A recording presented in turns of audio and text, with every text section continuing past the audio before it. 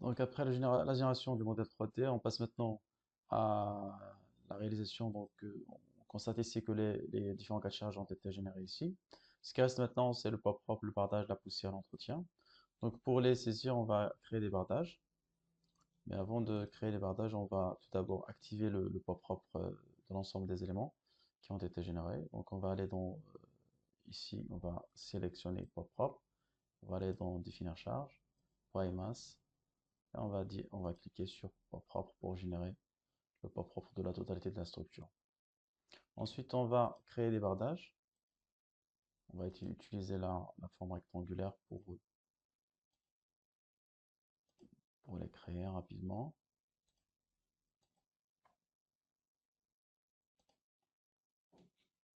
Donc, l'autre, on va utiliser le contour.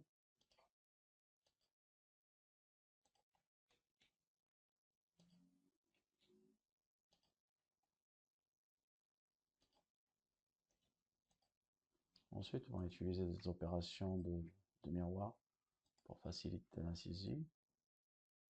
Y, Z, voilà. Et l'autre.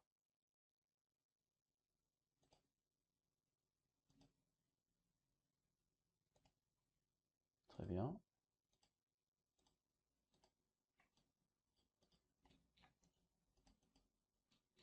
Donc, une fois les bardages sont saisis, donc on va les mettre dans une seule vue.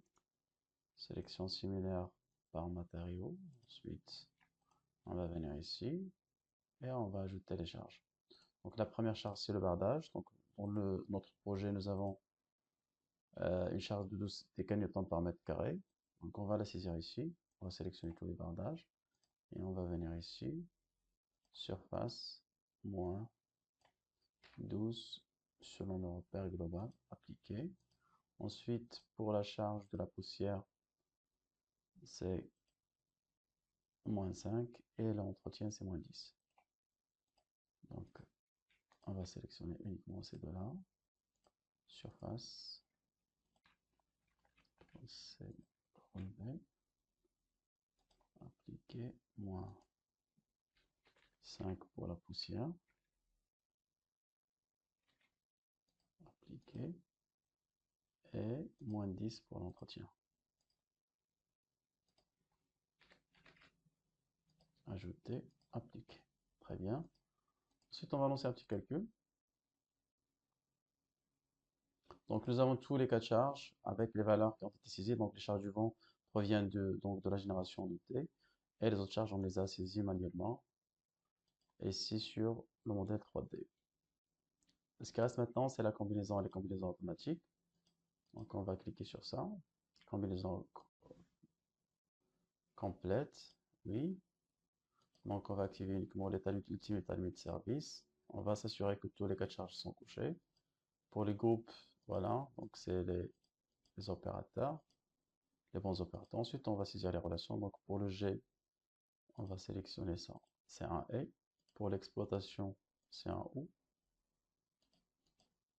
Ensuite, pour le vent, c'est un O exclusif. Et on va générer les charges. Parfait. Donc, toutes les charges ont été générées. Je lance un calcul. Et voilà, donc notre projet a été calculé et les charges sont générées. Un autre point, on peut également ajouter les lignes de construction pour faciliter donc la sélection des portiques. On peut venir ici pour ajouter les lignes de construction suivant la direction Y, ABC, suivant Z, on va appuyer sur valeur et on va appliquer. Très bien. Non, suivant Y, c'est ABC.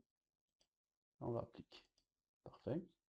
Par exemple, on peut sélectionner ce portique-là et on vient ici pour afficher les charges qui s'appliquent selon les différentes combinaisons. On peut venir ici, résultat, diagramme barre, en MY, voilà. Donc ça, c'est la courbe enveloppe à l'état ultime. On peut afficher les différentes valeurs, comme ce qu'on a fait pour la norme MP65. C'est différent, c'est pas les mêmes valeurs, mais bon, c'est le calcul qui a donné donc ces différentes valeurs pour la charge que nous avons calculée. Voilà.